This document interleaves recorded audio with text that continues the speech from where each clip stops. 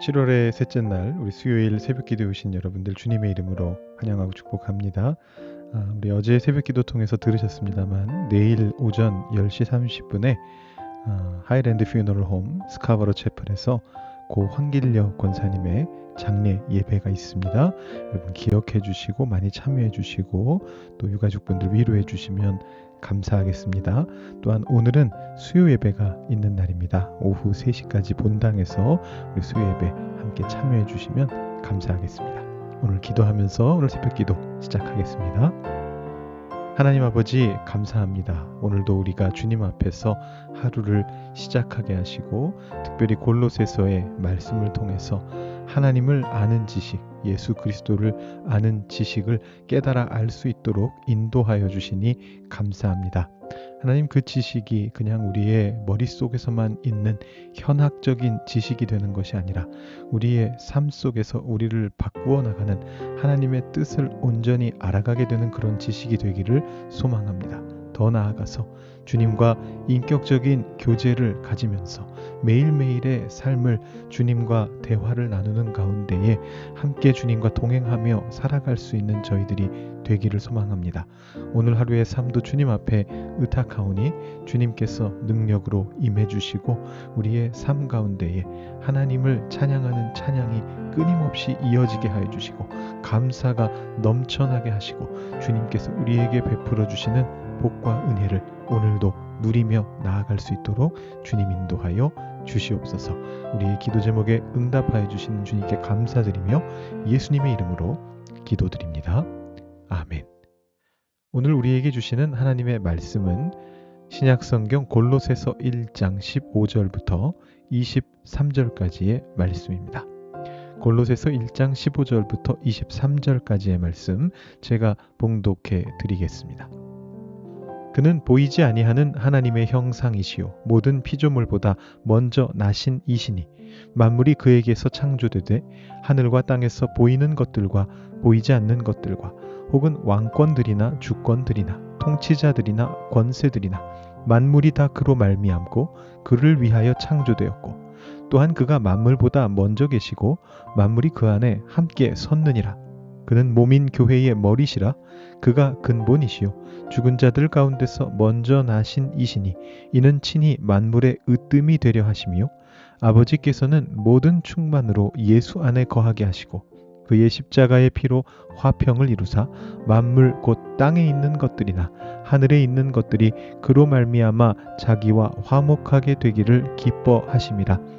전에 악한 행실로 멀리 떠나 마음으로 원수가 되었던 너희를 이제는 그의 육체의 죽음으로 말미암아 화목하게 하사 너희를 거룩하고 흠없고 책망할 것이 없는 자로 그 앞에 세우고자 하셨으니 만일 너희가 믿음에 거하고 터 위에 굳게 서서 너희 들은 바 복음의 소망에서 흔들리지 아니하면 그리하리라.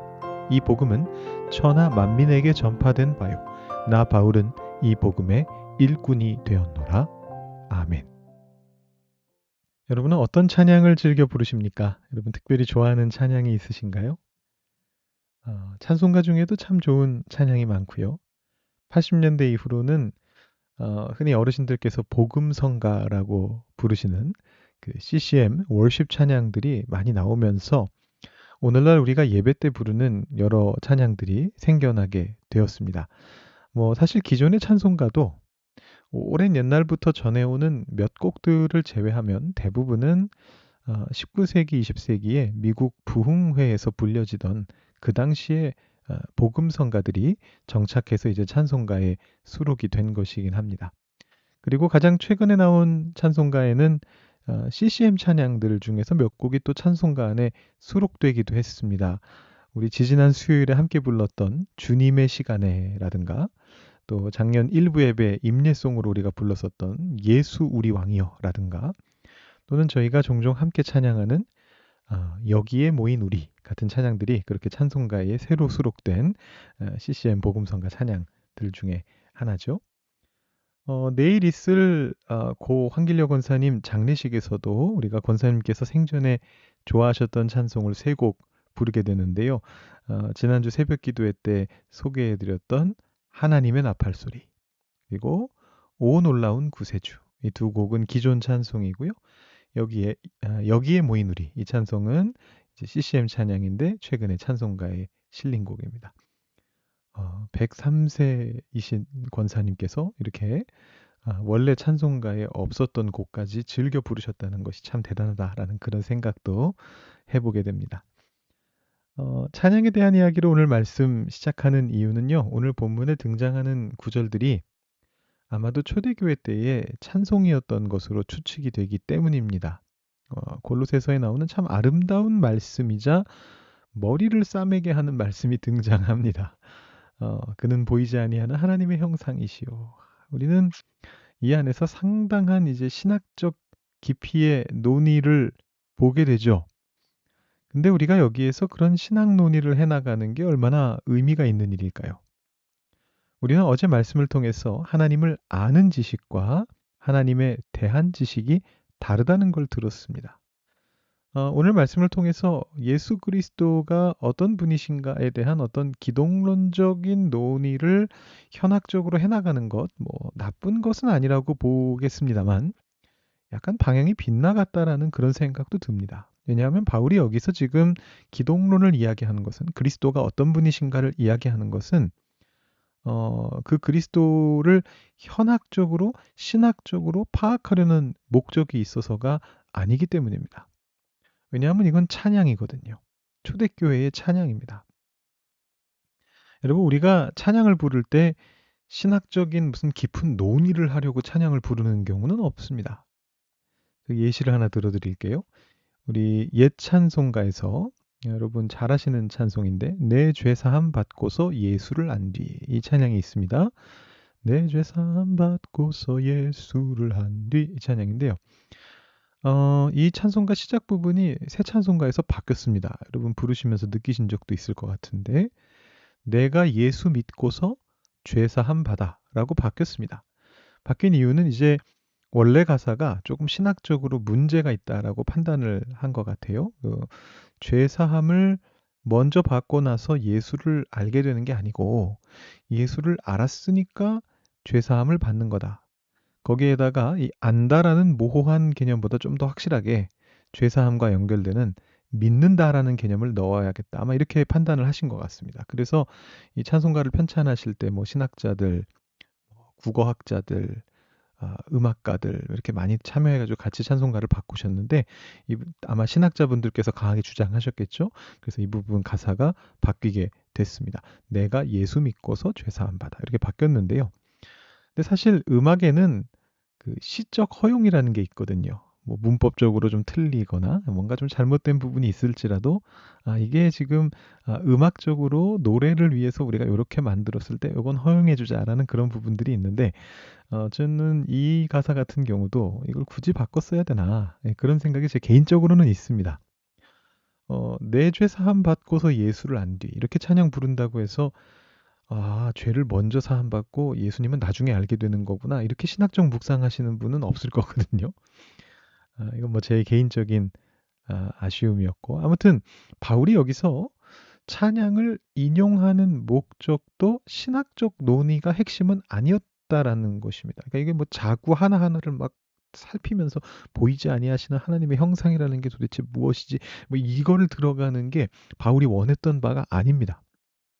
바울은 이 찬양을 인용하면서 바울이 이 찬양을 듣게 되는 이 바울의 서신을 읽게 되는 골로새 교회 사람들에게 하고 싶었던 얘기가 있습니다. 그게 뭐냐라는 겁니다. 그걸 이해하기 위해서는 골로새서의 배경과 구조를 조금 알아볼 필요가 있습니다. 이 문맥을 발견해야 이 구절들의 진정한 목적을 발견하게 되기 때문이죠. 물론 우리가 골로새서의 기본적인 배경에 대해서 이미 살펴본 바가 있습니다. 월요일 말씀에서 우리 김 목사님께서 골로새의 교회가 생겨난 배경, 또 에바브라라는 인물 이런 것에 대해서 말씀해 주셨어요. 근데 조금 더 깊이 들어갈 필요가 있습니다. 오늘 본문을 위해서. 바울은 왜 골로새라는 곳에 편지를 써야 한다라는 생각을 했을까요? 여러분 이 편지는 자신의 어떤 훌륭한 제자 중에 하나였던 에바브라가 세운 골로새 교회에 신앙의 할아버지로서 덕담을 보내는 편지가 아닙니다. 목적이 있는 편지예요.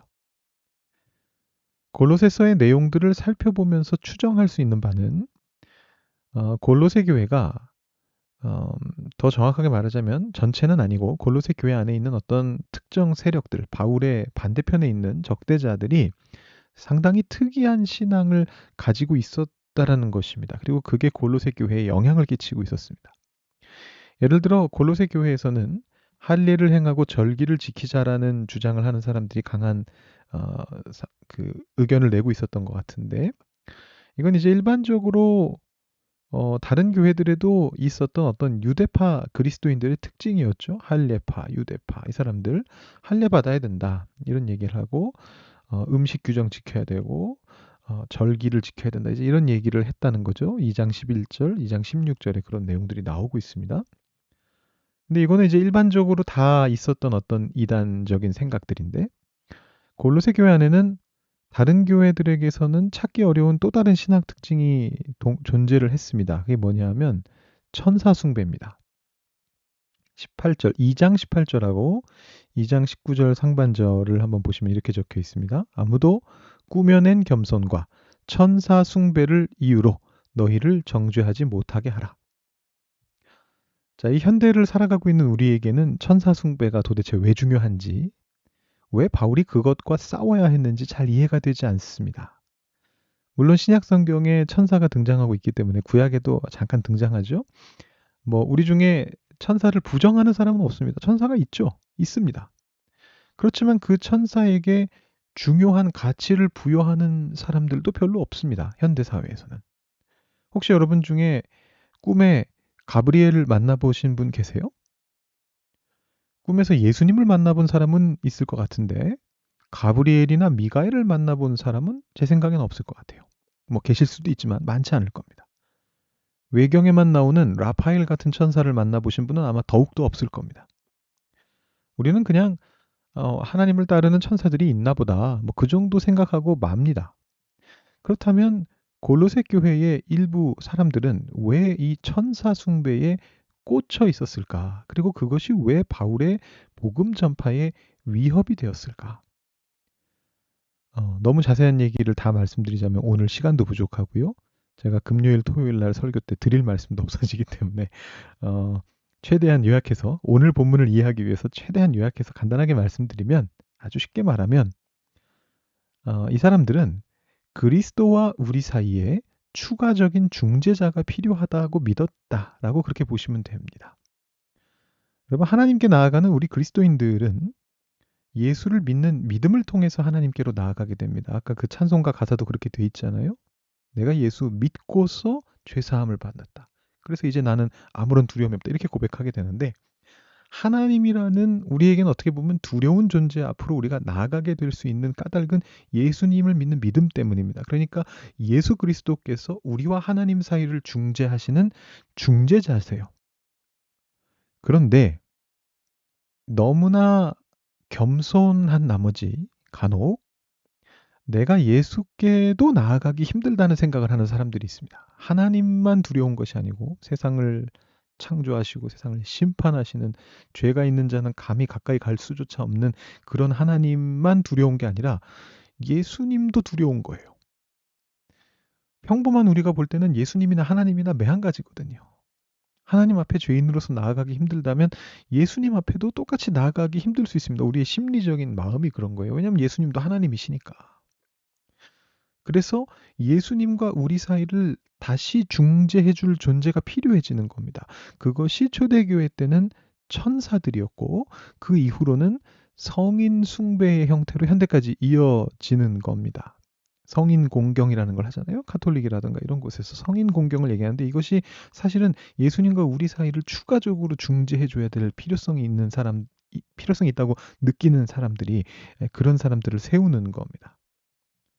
나 혼자 예수님 앞에 나가기 힘드니까요, 엄마 손 붙잡고 나가는 거예요. 쉽게 말하면 가브리엘 손 붙잡고, 성모 마리아 손 붙잡고, 마더 테레사 손 붙잡고. 제가 이분들이 나쁜 분들이다 얘기하는 게 절대 아닙니다. 근데 그들에게 의지하는 태도가 생겨나게 된다는 거죠. 그 붙잡고 예수님께 나가는 거예요. 예수님 잘 좀 봐주세요. 여기 예수님 잘 믿었던 분들하고 함께 나왔습니다. 천사와 함께 나왔습니다. 이분들 봐서라도 저를 좀 잘 봐주세요. 이런 마인드가 우리에게 생기게 되는 거예요. 자기도 모르게. 골로새 교회 교인들이 일부 교인들이 이런 관점을 가지게 됐던 것에 이제 또 다른 추가적인 이유가 있는데 그건 이제 그들이 고난을 당하고 있었을 때 그 고난의 뒤에 악한 영들의 힘이 있다라고 생각했기 때문입니다. 그래서 이 악한 영들에 의해서 생겨나는 고난에 대응하려면 선한 영들의 도움을 받아서 할례를 한다거나 고행을 한다거나 절기를 지키거나 음식 정결을 지키는 것이 필요하다라고 이 사람들이 생각했던 겁니다. 자, 더 자세한 이야기는 제가 금요일, 토요일에 더 말씀드리고요.